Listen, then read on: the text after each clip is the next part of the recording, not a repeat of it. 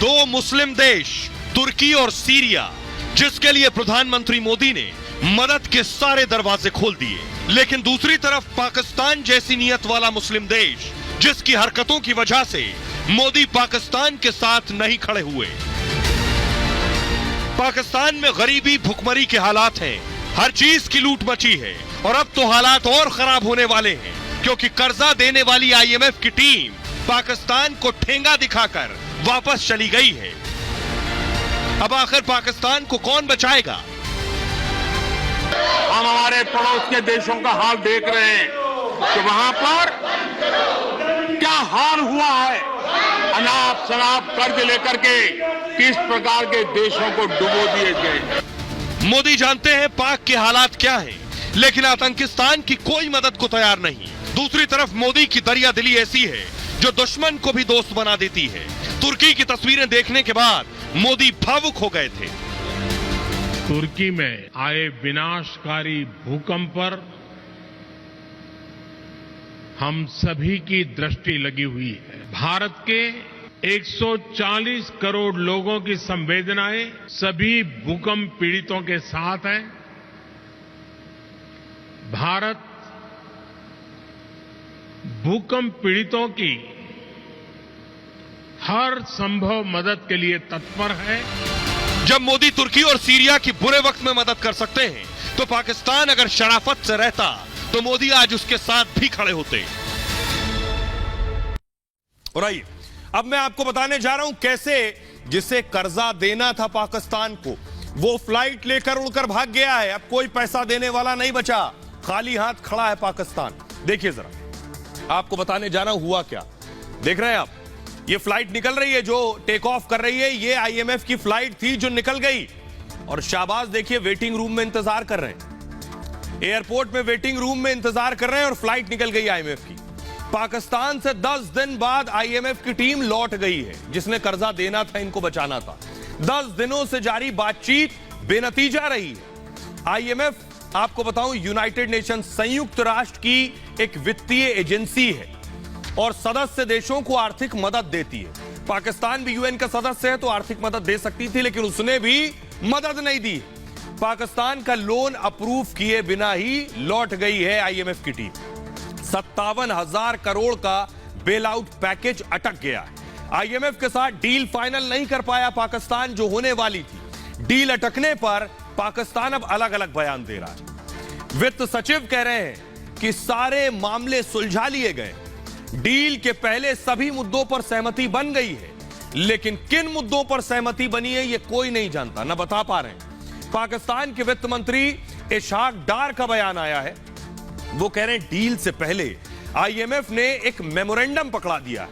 इसमें bail out package को लेकर सारी शर्तें लिखी हुई हैं कि पैकेज तब मिलेगा जब बातें मानोगे।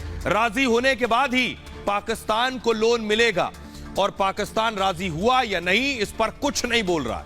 वो कह रहा है मिल बैठ के समझ लेंगे, लेकिन वो तो फ्लाइट लेकर चला गया, आप कब समझेंगे। पाकिस्तान के लिए बेल आउट पैकेज बेहद जरूरी था। पाक के पास $3 बिलियन का फंड ही बचा है, और IMF से फंड नहीं मिला तो पाकिस्तान अब दिवालिया हो जाएगा। IMF ने पाकिस्तान के सामने बेहद कड़ी शर्तें रखी थी। शर्तें ऐसी कि बिजली और ईंधन 60% तक महंगा करने की शर्त थी। टैक्स कलेक्शन दोगुना करने को कहा था। क्यों? क्योंकि उसका जो कर्जा वो देगा वो वापस कैसे होगा।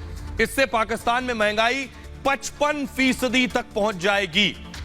आज पाकिस्तान में क्या हाल है, इसकी एक तस्वीर मैं आपको दिखाने जा रहा हूं। एक महिला को सुनिए जो किस तरह से सड़ी हुई प्याज उठाकर घर ले जाती है, सड़ी हुई सब्जियां, उसके बाद घर में खाना बन रहा है, चूल्हा जल रहा है। सुनिए जरा।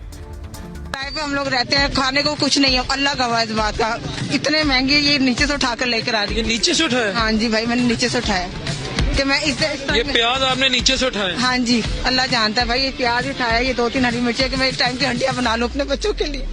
मेरे पास खाने को कुछ नहीं है, ना घी, चीनी, आटा, कुछ नहीं है। मैं बच्चों को, मेरे 5 बच्चे हैं भाई, मैं एक टाइम की रोटी नहीं खिलाती। 4 टाइम हो गए मैंने नाश्ता नहीं करवाया इन बच्चों को। किधर से उठाती हैं आप? प्याज मैंने इधर से उठाया भाई। कहाँ से उठाया प्याज? प्याज मैंने इधर से उठाया। ये खराब प्याज है, थोड़ा पानी वाला प्याज है, इसी का मैंने बना के देना बच्चों को हंडिया। रोज मैं मंडी से आती हूँ, सब्जी उठाती हूँ, मैं भी उठाती हूँ, मेरे बच्चे भी उठाते हैं। हालत देख लिया आपने। अब मैं आपको बताता हूं, लेकिन भारत अगर साथ होता पाकिस्तान के तो ये हाल ना होता। क्यों? ये देखिए जरा, ये एक टर्की की तस्वीर मैं आपको दिखा रहा हूं। तुर्की में भारतीय सेना कैसे मदद कर रही है, देख रहे हैं आप। भारतीय जवान वहां लगे हैं, जो लोग घायल हैं, जो लोग मलबे में दबे थे वो अस्पताल पहुंच रहे हैं, उनका इलाज कराया जा रहा है। तुर्की में भारतीय सेना मदद कर रही है। ऐसे हालात में पाकिस्तान की भी प्रधानमंत्री मोदी मदद कर सकते थे, लेकिन वो आतंकिस्तान ना होता तो। अगली तस्वीर दिखाई सर, ये आप देख रहे हैं, ये सीरिया की तस्वीर मैं आपको दिखा रहा हूं। सीरिया भी ग्लोब मास्टर लैंड हुआ। तुर्की भी मुस्लिम देश है और सीरिया भी मुस्लिम देश है, दोनों की मदद भारत कर रहा है।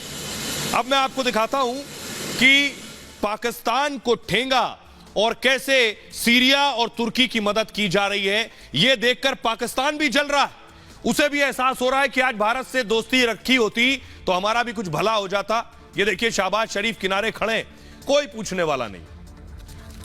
और दूसरी तरफ आप देख रहे हैं एर्दोगन खड़े हैं, तुर्की के राष्ट्राध्यक्ष, और बशर अल असद खड़े हैं, सीरिया के राष्ट्राध्यक्ष। भारत मदद इन दो देशों को दे रहा है, लेकिन पाकिस्तान ठन ठन गोपाल।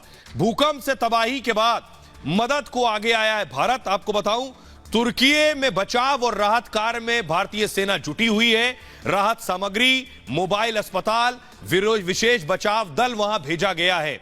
दोनों देशों में भारत के 250 से ज्यादा जवान मौजूद हैं। एनडीआरएफ की टीमें राहत और बचाव में जुटी हुई हैं 24 घंटे। 135 टन से ज्यादा उपकरण, राहत सामग्री भेजी गई है। डॉग स्क्वाड, विशेष वाहनों और अन्य आपूर्तियां भी भेजी गई हैं वहां। 150 से अधिक विशेष रूप से ट्रेंड जवान, प्रशिक्षित जवानों को भेजा गया है। 30 बिस्तरों वाले फील्ड अस्पताल की स्थापना की गई है। वहां जाकर भारतीय सेना ने अस्पताल बना दिया है इलाज के लिए, क्योंकि भूकंप से सब तबाह और तहस-नहस हो गया।